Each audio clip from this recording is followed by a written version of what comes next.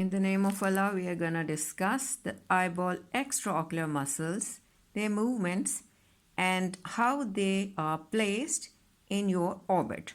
You can see here that this is the orbit and this is its medial end having the nose here, and this is the lateral margin and it is holding the globe-like structure, your eye. Now you can see that the eyeball has got the cornea and the central aperture is the pupil, right? And you can also see the muscles attached on it, which are voluntary. Now we have to see the model of the orbit that has got base that is directed anteriorly and laterally, and it has got an apex that is directed posteriorly and medially. Now if I put your eye inside that orbit, you can see that the orbital axis is different from that of your eye. Let me explain it. Okay, if this is the orbit, you can see the placement, and if I place your eye inside the orbit, what is going to happen? That let me mark the orbital axis, which is from medial to lateral in this direction if you see the anteroposterior axis. But what about the orbit which is having the eye? Now see the orbit along with its axis, which is being shown anteroposteriorly with this green pencil. Now if I place the eyeball inside, which is showing the central pupil, and its axis will be in a little bit different direction through its pupil. If I pass anteroposteriorly, let me show you that if I place the direction of the pupil, you will observe is making the visual axis with the green pencil, which is showing the orbital axis and making almost an angle of 20 to 25. So we should know how these both axes, they are not overlapping and are not coinciding, right? Now this is your eyeball. I'm holding it in my hand. You have to learn that there are three axes in which your eyeball has to rotate. This is the vertical axis. Can you see? And along with this, your eye has to move in the lateral direction and the medial direction. Means it has to do the abduction and the adduction. Now there must be anteroposterior axis. Along with it has to do the intorsion or medial rotation, or extorsion, the external or lateral rotation.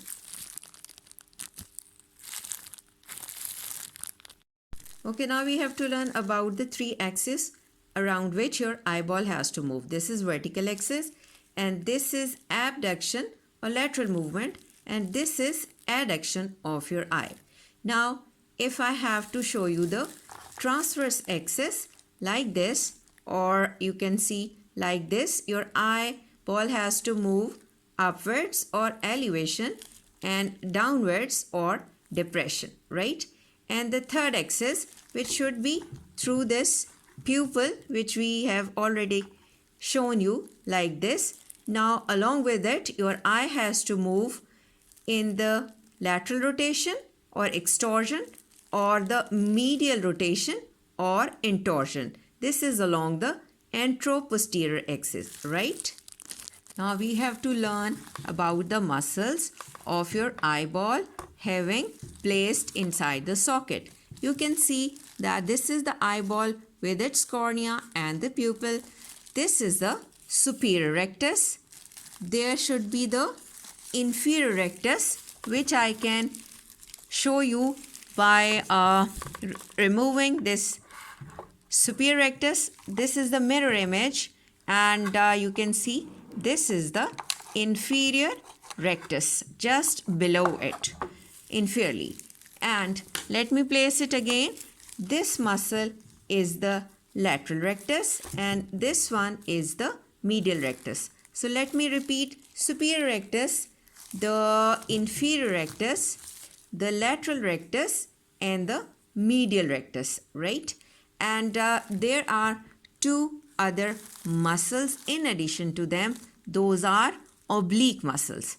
So as you can see, these recti are straightened, doing the straight course or like a ribbon, and placed in their position, and they are getting origin from the common tendinous ring, angular ring, that is present close to the optic canal and the medial end of the superior orbital fissure. And here you can see the running optic nerve towards your eye, right? And what about the oblique muscles? We have got two oblique muscles.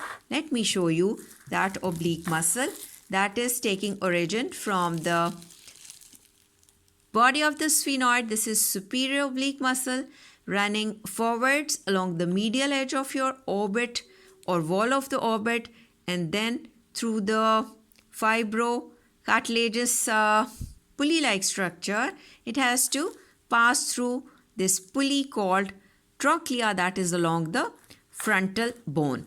Now it is winding towards your eyeball, doing the lateral course. So from medial, it has to reach the lateral aspect of your eyeball, and again from anterior to a little bit posterior aspect, and is getting inserted on the sclera, right? So taking the oblique course. So easy to remember that superior oblique is having the angular or oblique course. Then you have to focus on the inferior rectus muscle, as you can see, again taking the angular or oblique course, right? And let me show you that it is present here along the floor of the orbit and is again taking the lateral course to get inserted on the lateral aspect of this sclera, right? And after this details of the muscle, again we have to learn about the movements of these muscles, right? Now we have to learn that which movements are produced by the muscles. The lateral rectus is doing, if I place eyeball to rotate, the eyeball is abducting, that is done by the lateral rectus. And when the eyeball is turning in the adducted position, the medial rectus will work, right? So simple function of the medial rectus is just adduction of the eye, and the function of lateral rectus is the abduction, right?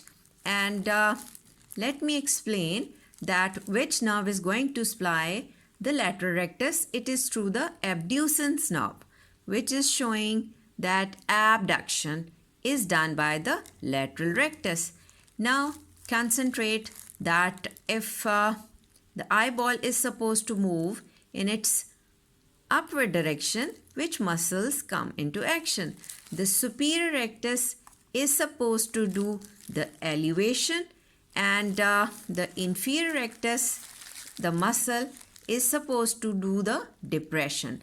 But when the eye gaze is in the lateral position, these muscles will perform their function in a very efficient way, right? Let me repeat that when eye is abducted, the superior rectus and the inferior rectus, they will do the elevation and depression in their perfect way. But if the eye is adducted, now the function of elevation and depression is taken over by the oblique muscles. How? The superior oblique will cause the depression and the inferior oblique will cause the elevation of the adducted eye, right? There is another movement of your eyeball, that is the medial rotation or intorsion. This intorsion is produced by the superior oblique and the superior rectus, right? And there is another movement along the same axis, the anteroposterior axis, is the extorsion, which is the lateral rotation. And this extorsion is done by the inferior oblique and the inferior rectus, right? So how this intorsion and extorsion is being performed, if you concentrate that this is a screw-like movement. When I rotate the screw internally and medially, this is intorsion. And if I rotate the screw on the outwards or lateral rotation, this is called extorsion. So we can remember the movement of intorsion and extorsion with the help of the movement of the screw, the intorsion and the extorsion along the anteroposterior axis, right?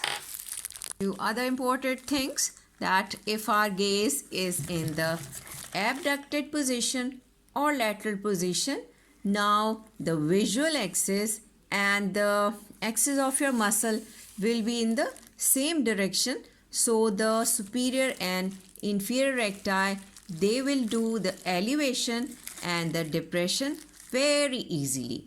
And when your eyeball rotates medially in the abducted position, now we should know that the visual axis will be changed, and now they will not be in the same alignment to that of your recti muscles. Now the oblique muscles come into action to produce the elevation and the depression, right? The depression is caused by the superior oblique and the elevation is caused by the inferior oblique, right? And the line of pull, we can see that if there is a vertical axis, the line of pull is medially because the origin is medial and the fibers which are getting inserted are also placed a little bit medial to this vertical placed axis. So line of pull causes the muscles to move in this intorsion and will aid in the movement of the eye in the adducted position and so on. Now with the help of this, let me repeat the movement. The superior rectus will cause the elevation and also helps in the adduction and also the intorsion, right? Let me repeat. The superior rectus, this superior rectus muscle will cause the elevation, then the internal rotation or intorsion, and will also help to adduct the eye when you are in the normal horizontal gaze position, right? Now what does the inferior rectus do? It will cause the depression and the abduction, and what else? It will do the extorsion, right? These three movements are being performed by the inferior rectus muscle, right? Now let me discuss that the medial rectus will cause the adduction and the lateral rectus, it will cause the abduction, right? Now you have to learn the movements of the oblique eye, the superior and the inferior. The superior oblique muscle, you can see it's a pulley here, and the lateral turning, what it has to do, it will cause the depression, the abduction and the intorsion, right? And what else?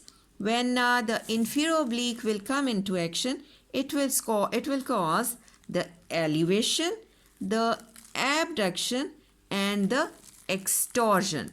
These are the movements when you are horizontally looking the gaze. So if you can learn through mnemonics, so the intorsion, this movement is performed by S2, means superior oblique and the superior rectus.